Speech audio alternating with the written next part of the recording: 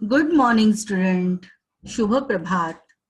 खूप दिवसांनी आपण ऑनलाईन लेक्चरसाठी भेटत आहोत.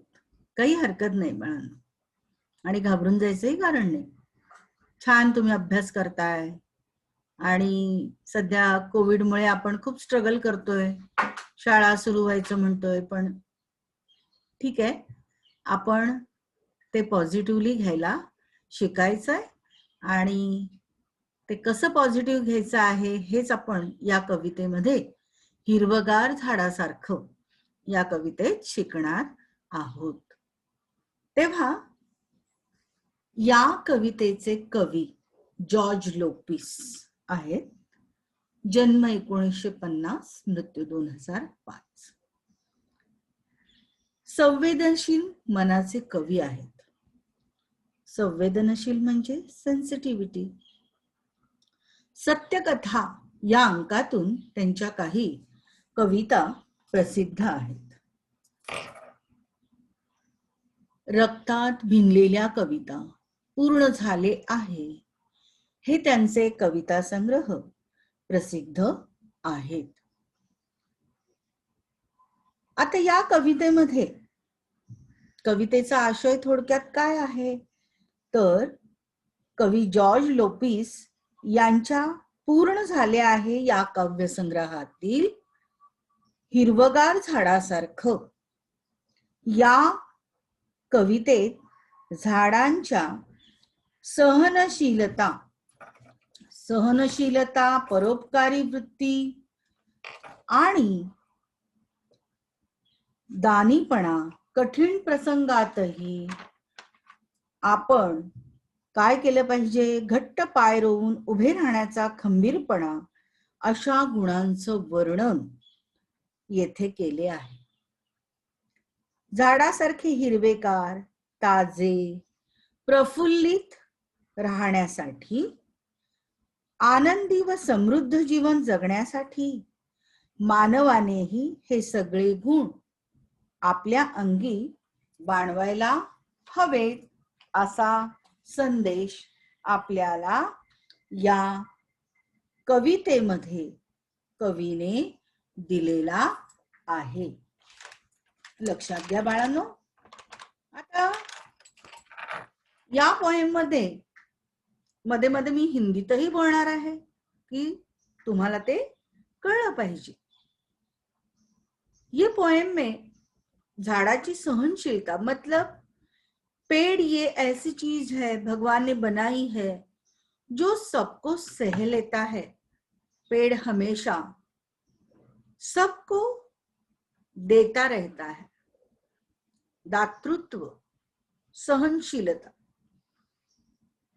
सहकार्याची वृत्ती, मतलब सबको हेल्प करता है, मदद करता है. वो हमें ये भी सिखाता है की कठीण प्रसंगात सुद्धा घट्ट पाय रोवून उभं राहणं. पेड़ हमें ये सिखाता है कि जब डिफिकल्ट सिचुएशन आती है, कठीण परिस्थिती आती है, किंवा कितीही कठीण प्रसंग आला तरी आपल्या पायांवर आपल्याला उभं राहता आलं पाहिजे. पैरों पे डट के खड़े रहना है, डरना नहीं है. ये हमें पेड़ सिखाता है और यही मैसेज इस पोएम में कवि ने दिया है. दातृत्व यानी देने वाला, सहकारी वृत्ति यानी हेल्प करने वाला. अगर हमें हैप्पीली लाइफ जीना है, हॅपी लाईफ जीना है, आनंदी जीवन जगायचं असेल तर या झाडाच्या ज्या क्वालिटीज आहेत, झाडाचे जे गुण आहेत, ते आपण आपल्यामध्ये आत्मसात करणे गरजेचे आहे.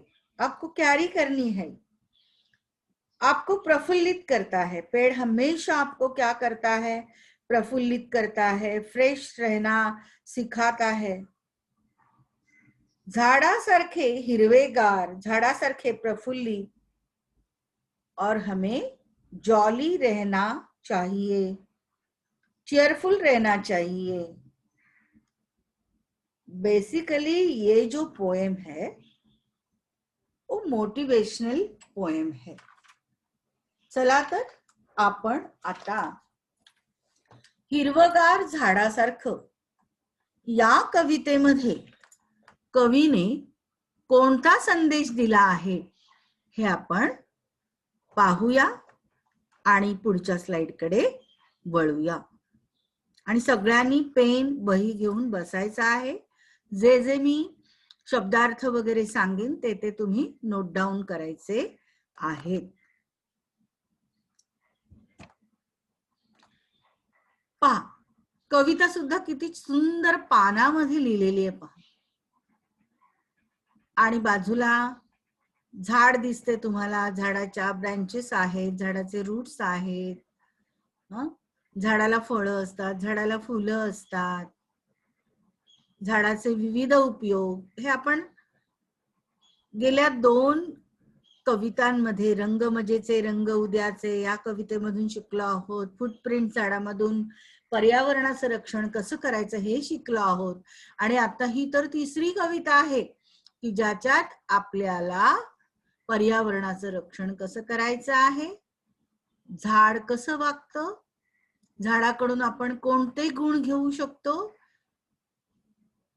या सगळ्या गोष्टी आपण या कवितेतून शिकणार आहोत।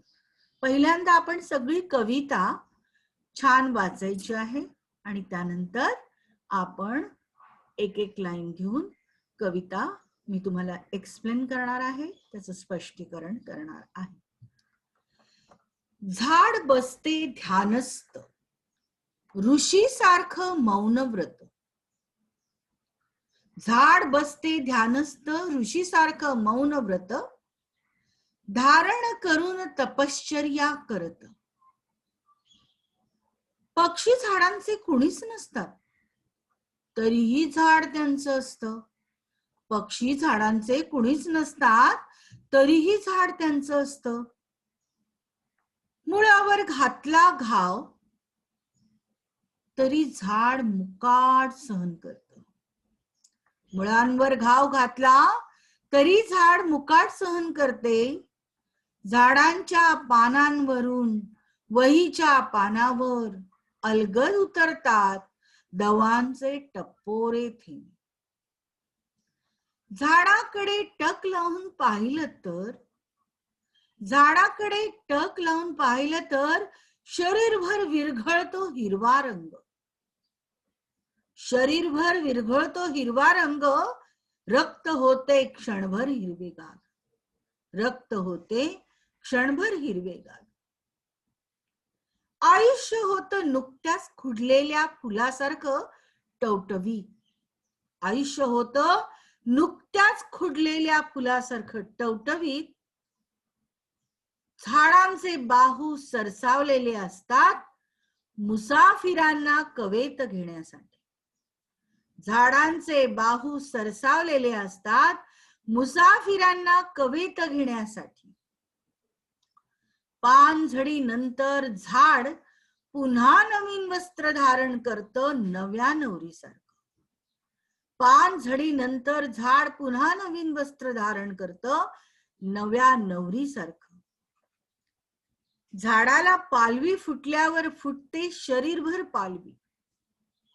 झाडाला पालवी फुटल्यावर फुटते शरीरभर पालवी, अन झटकली जाते मरगळ, अन झटकली जाते मरगळ। पक्ष्यांच्या मंजूळ नादात झाडांचंही जीवनाचं एक संथ गाणं दडलेलं असतं।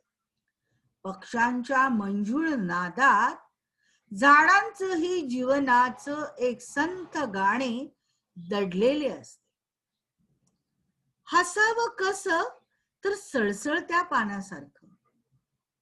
हसावं कसं सळसळत्या पानासारखं, मुळावं मुरावं कसं तर झाडांसारखं घट्ट पाय रोवी।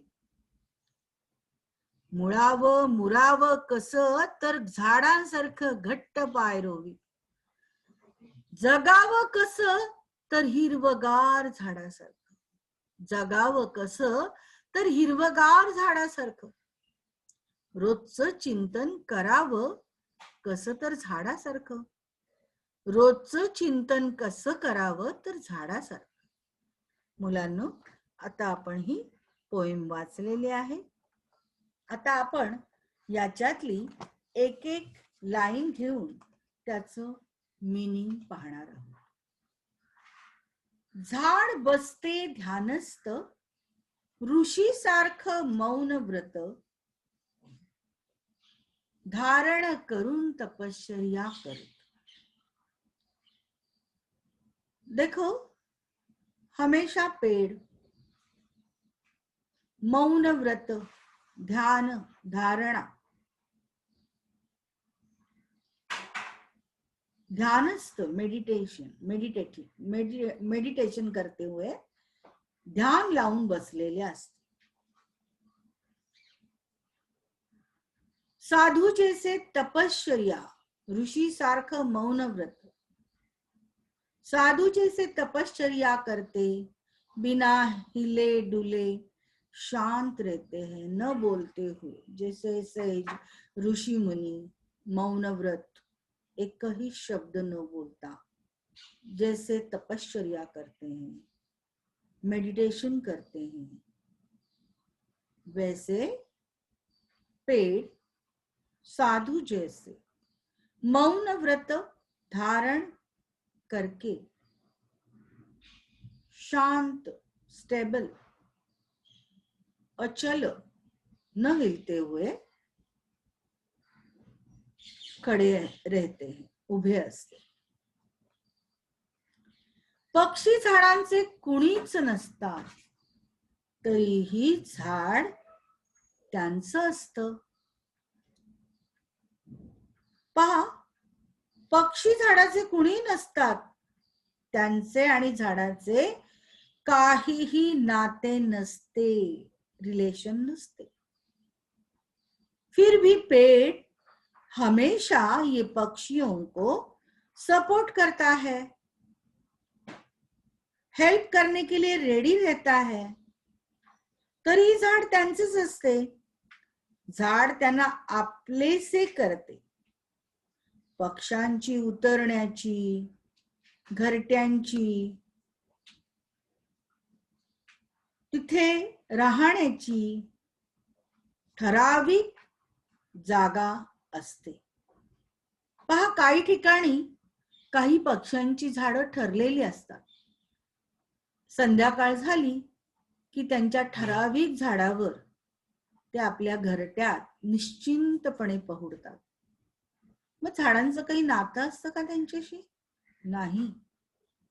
पण तरीही झाड त्यांना सपोर्ट करतं, त्यांना हेल्प करतं, त्यांना आधार देतं. पक्षी त्या झाडावर उतरतात, विश्रांती घेतात. म्हणूनच म्हटलंय, पक्षी झाडांचे कोणी नसतात, तरीही झाड त्यांचं असतं. मुळांवर, नेक्स्ट लाईन कडे आपण वळूया. मुळांवर घाव घातला तरी झाड मुकाट सहन करते. झाड तोडण्याकरता त्याच्या मुळांवर जर घाव घातला तर ते तोडण्याकरता आलेल्या लोकांना कधीही प्रतिकार करत नाही, अपोज करत नाही, विरोध करत नाही. ते सगळं निमूटपणे सायलेंटली काय करतं, सहन करतं. लोग पेड़ों को काटते हैं, घाव डालते हैं, मतलब पेड़ों को तकलीफ भी पहुंचाते हैं, पेड़ों को जख्मी करते हैं. फिर भी पेड़ ये सब शांत बैठ के सहन करता है, सह लेता है. Next line. झाडाच्या पानावरून वहीच्या पानावर अलगद उतरतात दवांचे टपोरे थे. कापलेल्या झाडांपासून, लाकडापासून कागदाची काय होते, निर्मिती होते. आणि त्यावर अक्षरे अलगद उतरतात.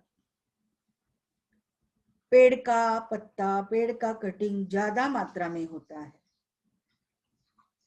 क्योंकि कागज पेड़ की लकड़ी से ही बनता है. यहाँ एक आपको विजुअलाइज करने के लिए बोला है कि आपके बुक के जो पन्ने हैं या कागज है, नोटबुक के पन्ने हैं, वो पेड़ को काटकर बनाए जाते हैं.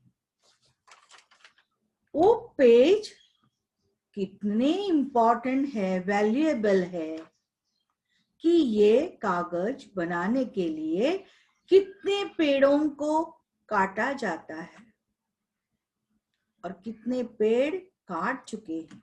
ये दुर्भाग्य की बात है. इसलिए जब पेड़ काटते हैं तो जख्मी होके पेड़ रोता है. इसलिए यहाँ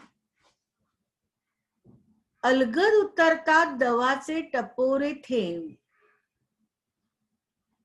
पहा, इथे तुम्हाला कंपॅरिझन केलेलं आहे कि जब पेड़ को काटते तो जख्मी होके वो रोते हैं. जब ठंडी का मौसम होता है, जब ठंडी का मौसम होता है तब क्या होता है, सुबह गांव में आप घूमने जाओ या ग्रीनरी में जाओ तो ड्यू ड्रॉप्स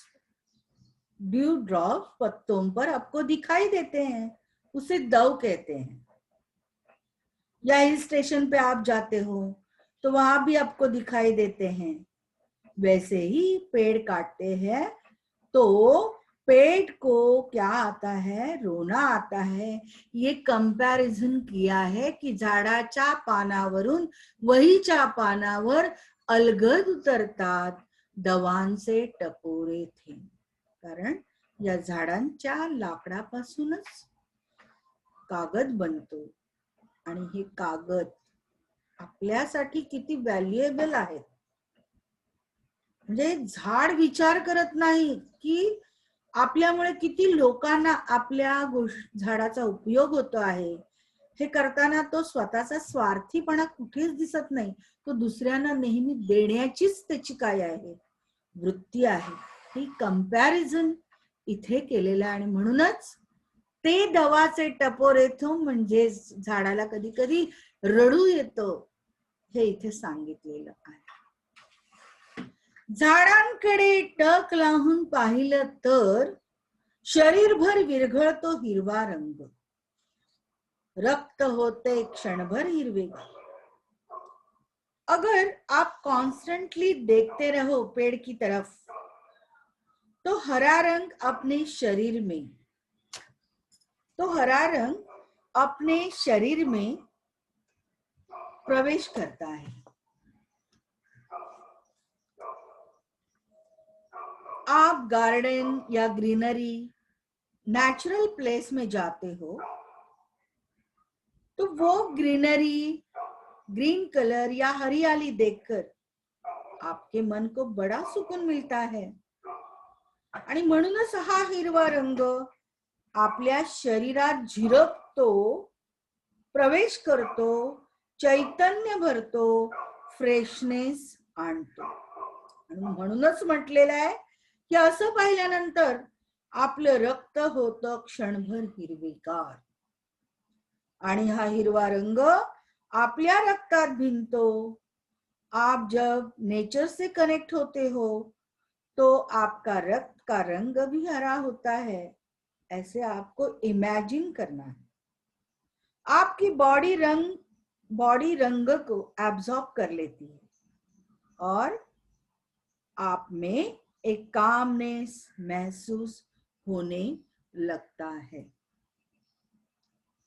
आयुष्य होतं नुकत्याच खुडलेल्या फुलासारखं टवटवी. झाडावरून जेव्हा आपण फ्रेश ताजं फूल तोडतो तेव्हा ते एकदम फ्रेश असतं. त्याच त्याचप्रमाणे झाडावरून जेव्हा ब्लॉसम होतो, झाडावरून ताजी फुलं जेव्हा खाली पडतात, तेव्हा त्याचा एक टवटवीतपणा आपल्याला काय देतो? फ्रेशनेस देतो. आणि म्हणूनच आपण ज्या वेळेला झाडाशी आपला जास्त कॉन्टॅक्ट येतो, तेव्हा आपल्याला ते फ्रेशनेस देण्याचा काय करतं? प्रयत्न करतो. झाडांचे बाहू सरसावलेले असतात मुसाफिरांना कवेत घेण्यासाठी. बाहू मीन्स आर्म्स. यहां मतलब है ब्रांचेस, झाडांच्या फांद्या. पेड़ हमेशा रेडी रहते हैं, तैयार रहते हैं. पेड़ के बाहू हमेशा त्यांच्या मिठीत घेण्याकरता, कवेत घेण्याकरता काय करतात? सगळ्यांना वेलकम करायला तैयार असतात. मुसाफिर यानी यात्री. पहले जब ये सब ट्रैवल्स, एयरलाइंस नहीं थी, ट्रेनें नहीं थी, बसें नहीं थी, तब लोग चल के यात्रा करते थे. और जब वो पहले के जमाने में निकलते थे तो उन्हें चलते चलते बहुत प्यास लगती थी, धूप लगती थी, भूख लगती थी, थोड़े वो थक जाते थे. अगर वो चल के थकते थे तो वो पेड़ की छांव में रेस्ट लेके थोड़ी देर के लिए सो जाते थे. अभी यहाँ क्या बताया है कि झाडांचे बाहू सरसावलेले असतात मुसाफिरांना कवेत घेण्यासाठी. पेड़ की जो ब्रांचेस होती है वो मुसाफिरों को हक करने के लिए हमेशा रेडी रहती है. अगर कोई भी मुसाफिर, यात्री, पांथस्थ पेड़ की छांव में सोना चाहता है या खाना खाना चाहता है तो पेड़ उसको ऑलवेज वेलकम करता है, अपनी छांव देता है, प्रसन्नता देता है. इसमें उसका कोई स्वार्थ या मतलब नहीं होता. देने की वृत्ति, दानशील वृत्ति, सहकार्य की वृत्ति, हमें यहाँ ये गुण दिखाई देते हैं. पानझडीनंतर झाड पुन्हा नवीन वस्त्र धारण करतं, नव्या नवरीसारखं. पानझडी मीन्स ऑटम, ऑटम का मौसम. पान का पतझड़ का मौसम. पतझड़ यानी पत्ते गिरना. पुराने पत्ते गिर जाते हैं और नए पत्ते उसकी जगह लेते हैं, यानी स्प्रिंग. नए वस्त्र, नए पत्ते पेड़ पहन लेता है. नया श्रृंगार. नया श्रृंगार मतलब जो ब्राइडल होती है, नई दुल्हन होती है, वे जैसे नए वस्त्र पहनती है, श्रृंगार करती है, बहुत सुंदर लगती है, वैसे पतझड होने के बाद पानझडीनंतर जुनी पानं गळून पडतात आणि झाड नव्या नवरीसारखी नवी वस्त्र अंगावर धारण करतात आणि अतिशय सुंदर छोटी छोटी पानं झाडाला फुटतात आणि झाड अतिशय नव्या नवरीने जसा ब्राइडलने श्रृंगार केल्यावरती सुंदर दिसते, तसं झाडही एखाद्या नव्या नवरीसारखं दिसायला लागतं. झाडाला पालवी फुटल्यावर फुटते शरीरभर पालवी, अन झटकली जाते मरगळ. जब सब पुराने पत्ते, जुनी पाने, पानझडीनंतर जेव्हा झाडाला छोटी छोटी पाने फुटतात, पालवी फुटते, ते तुम्ही पाहता तेव्हा तुम्हाला किती छान वाटते. आपको उसे देख के ऐसा लगता है कि अपनी बॉडी में भी एक नई एनर्जेटिक शक्ति आई है, फ्रेशनेस फील होता है आणि आपली सुद्धा मरगळ झटकली जाते. मतलब जो टायर्डनेस होता है, आप बोर हो जाते हैं या तुम्हाला शांत बसावंसं वाटतं, कधी काही बोलू नये असं वाटतं, ऐसे कभी कभी लगता है कि क्या है अपनी लाइफ में, कुछ नहीं रखा है, कुछ नहीं कर पा रहे हैं. ऐसी जब फीलिंग लाइफ में आती है तो ऐसे समय हमें थोड़ा गार्डन में जाना चाहिए, वॉक करना चाहिए, पेड़ पत्ते फूल को देखना चाहिए. तो आपको जो बोरिंगनेस है आपके बॉडी में, वो बॉडी से क्या होता है, हरियाली देखकर, ग्रीनरी देखकर, पेड़ को देखकर निकल जाती है. वो मरगळ झटकून, ती मरगळ झटकून फ्रेशनेस महसूस होता है. ग्रीनरी को देख के वो मरगळ आप लोग झटक देते हैं. देखो अपने कपड़ों पर कभी कभी कुछ गंदी चीजें गिरती है तो हम ऐसे ही रखते हैं क्या? नहीं, वो झटक देते हैं, निकाल देते हैं ताकि हमें फ्रेश लगना चाहिए. वैसे ही अपने मन की मरगळ को हमें लाइफ में पेड़ की तरह निकाल देना चाहिए. समझ में आ रहा है आपको?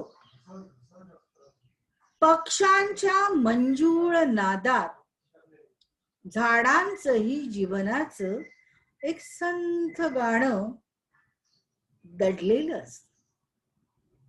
पहा, पक्षियों का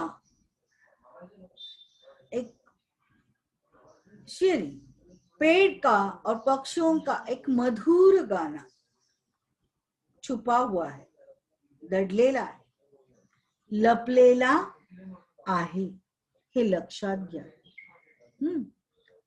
आता पक्ष्यांच्या किलबिलाटात मंजूळ मीन्स मेलोडियस, सुमधुर. मंजूळ नादात काय आहे पहा, संथ गाणं, जीवनाचं संथ गाणं दडलेलं आहे. हसावं कसं सळसळत्या पानासारखं. सळसळणे, चर्पिंग, मतलब पेड़ ये बताता है कि आप इतना खुल के हंसो जैसे पेड़ के पत्ते हवा से हिलते हैं. उसका जो आवाज आता है, साउंड आता है,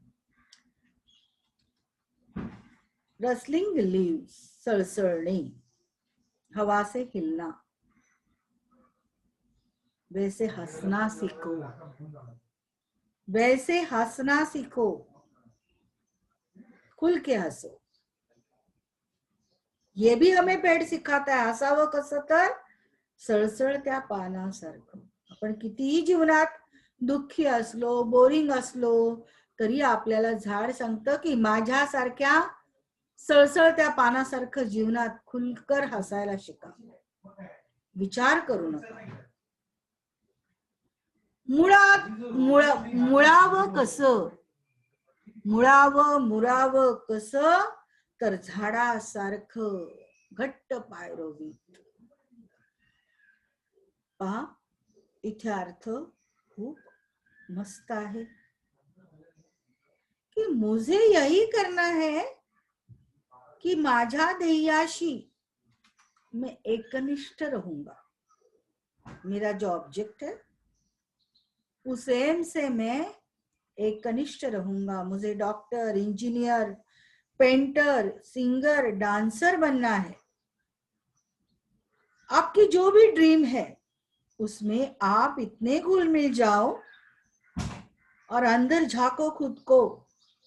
जैसे पेड़ मुळावं मुरावं कसं तर झाडासारखं घट्ट पाय रोवीत.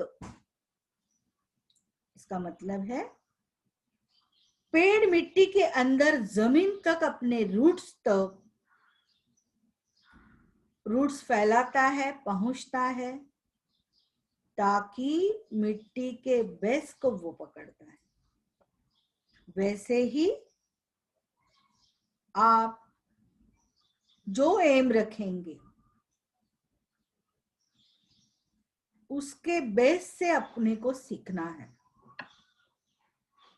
जो आप डिसीजन लेंगे वो डिसीजन आपका स्ट्रॉंग होना है. त्याच्यापासून विचलित व्हायचं नाही. विवरिंग माइंड असता कामा नये, चेंजिंग माइंड असता कामा नये. आपल्याला काय बनायचं आहे. झाड पहा, कितीही पूर येवो, कितीही वादळ येवो, स्ट्रॉम येवो, थंडी, ऊन, वाऱ्या, पावसामध्ये झाड असतं त्या ठिकाणी आपली मुळं घट्ट जमिनीत रोवून उभं असतं. ते संकटाला घाबरून पळत नाही. स्टेबल उभं असतं. एखाद्या ध्यानस्थ मुनीसारखं उभं असतं. पळत नाही संकटांना घाबरून. पहा, माणसं पळतात, गुरढोळ पळतात, पक्षी पळतात, पण झाड मात्र आहे त्या ठिकाणी स्टेबल, आपले मुळ रूट जमिनीत रोवून उभं असतं. ते पळत नाही, संकटाला घाबरत नाही, न डगमगता उभं असतं. हे झाडाकडून आपल्याला शिकायचं आहे. जगावं कसं तर हिरवगार झाडासारखं, हे याच्यातून आपण शिकलो. रोजचं चिंतन करावं कसं तर झाडासारखं. रोजचं चिंतन करावं कसं तर झाडासारखं कि जीना है तो हमें पेड़ की तरह जीना है, हरे भरे पेड़ की तरह जीना है. यानी आपको पेड़ की तरफ से पॉजिटिवनेस लेना है, चार्मनेस लेना है. देखो, पेड़ के हरे भरे पत्ते, पेड़ के फल, पेड़ के फूल, पेड़ के हर एक पार्ट्स